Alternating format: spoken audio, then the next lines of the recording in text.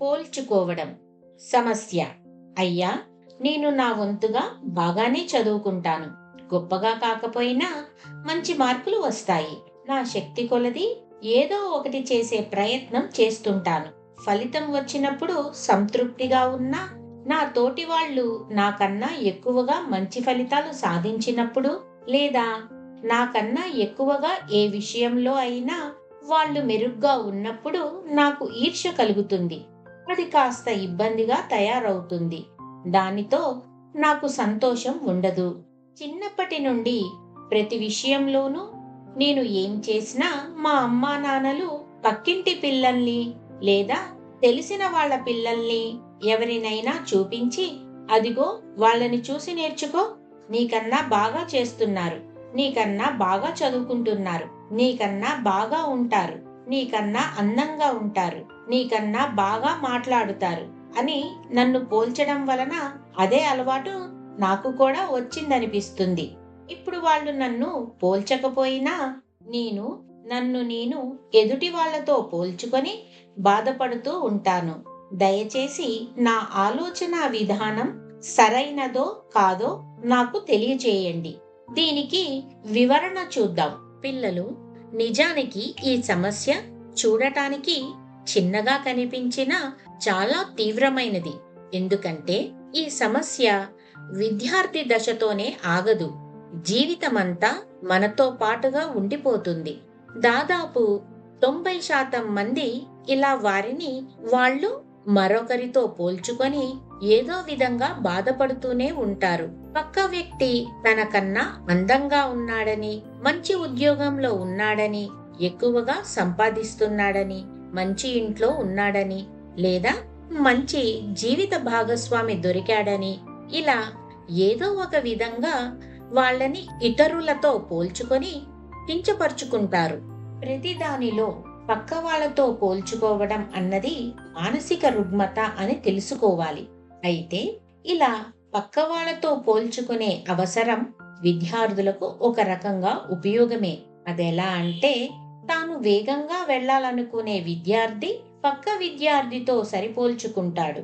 పక్క విద్యార్థి సామర్థ్యం ఏమిటి, లోపాలేమిటి అన్న విషయాలను గమనించి అలాంటి లోపాలను తాను చేయకుండా మరింత శక్తివంతంగా ముందుకెళ్తాడు.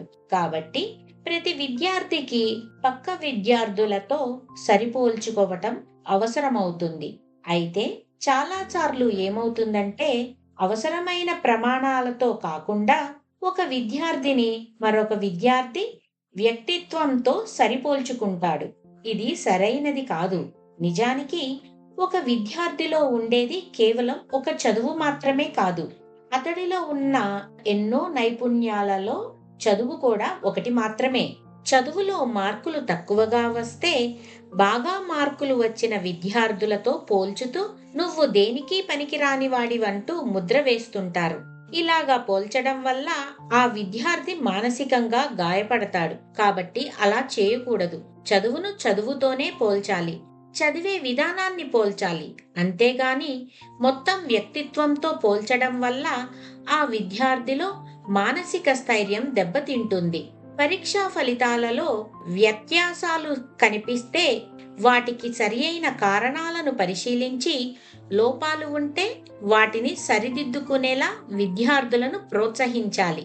అలా కాకుండా కేవలం పోల్చి చూపించి వదిలివేయటం వల్ల ఎలాంటి ఫలితము ఉండదు.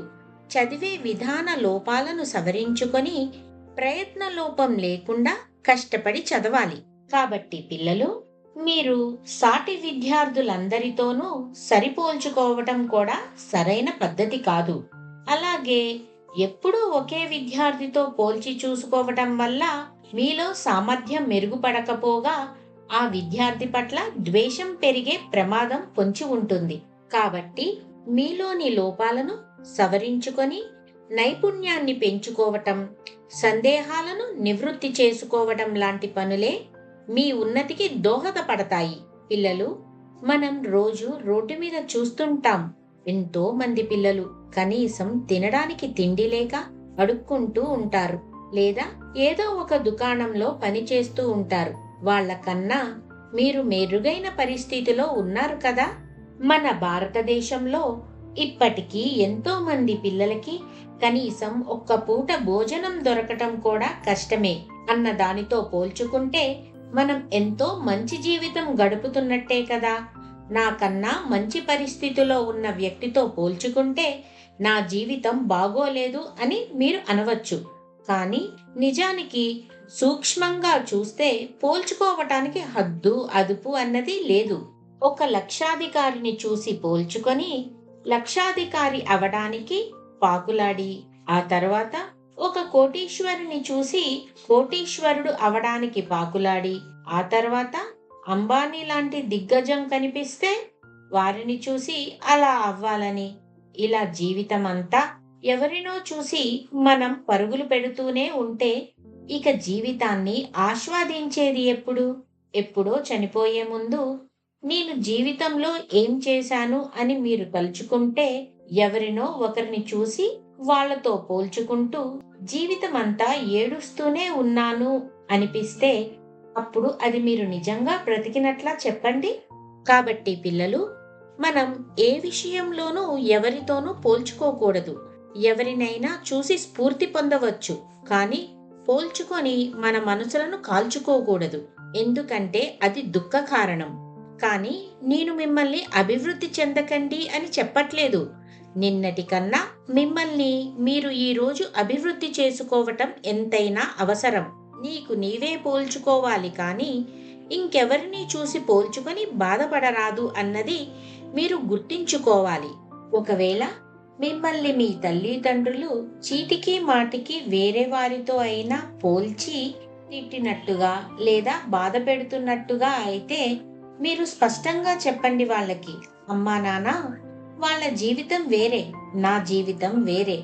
నిన్నటి కన్నా నేను మెరుగ్గా ఉన్నానా లేదా అనేదే నాకు అవసరం తప్పించి వేరేవాడు జీవితంలో ఏం చేస్తున్నాడు అన్నది నాకు అనవసరం. ఇది మీకు అర్థం అయితే మంచిది అని స్పష్టంగా చెప్పండి. ఈ భూమి మీద ప్రతి మనిషి అంతెందుకు ప్రతి జీవి విభిన్నమైనదే అని మీకు తెలుసా? మన వేలిముద్ర మరి ఎవరికీ ఉండదు. వేలిముద్రే కాదు, చెట్టుకు ఉండే ఆకులు కూడా ఒకదాన్ని పోలి ఒకటి ఉండవు. మరెవరికో ఉన్న జీవితం మనకు ఉండదు. మనమందరం విభిన్నమైన వాళ్ళమే. నిజానికి ఇది చాలా గొప్ప విషయం. దీనికి మనం ఆనందించాల్సింది పోయి వేరే వారిలాగానో మన జీవితం లేదని పోల్చుకోవటం సరి అయినది కాదు. ప్రేరణ మంత్రం: comparison is the death of Joy. Everyone is unique and great in his own way. స్ఫూర్తి: నాకు తెలిసిన ఒక పేరు మోసిన నెంబర్ 1 వ్యాపారి ఉండేవాడు. ప్రతి ఏడాదికి తాను సాధించాల్సిన ఆదాయం ఎంతో ముందే నిర్ణయం చేసేవాడు. ఒకసారి అతని శ్రమకు అనుకున్న దానికంటే 2 ఆదాయం ఎక్కువగా వచ్చింది.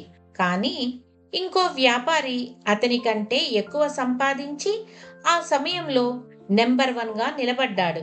కానీ మొదటి వ్యాపారి తాను అనుకున్న దానికంటే 2 ఆదాయం వచ్చిందని అతని శక్తి సామర్థ్యాలు తలుచుకొని ఆనందపడ్డాడా, లేక పక్క వ్యాపారి తనకంటే ముందుకెళ్ళాడని బాధపడ్డాడా? నేను అతను ఏం చెప్తాడో చూద్దామని అదే విషయాన్ని వారిని అడిగాను.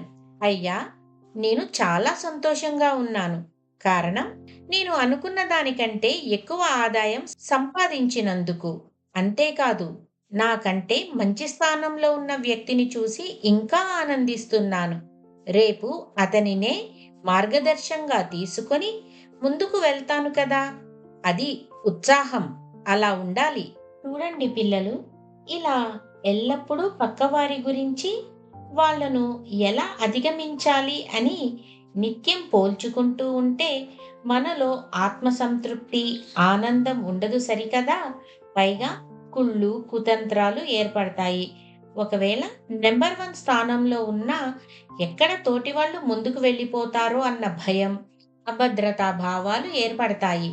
మనలో ఉన్న విశేషము, నైపుణ్యం, ఆనందం, ఆత్మసంతృప్తి మర్చిపోవటం అటుంచి మన ప్రవర్తన ఒత్తిడి, ఆందోళన, అనారోగ్యమునకు దారితీస్తాయి.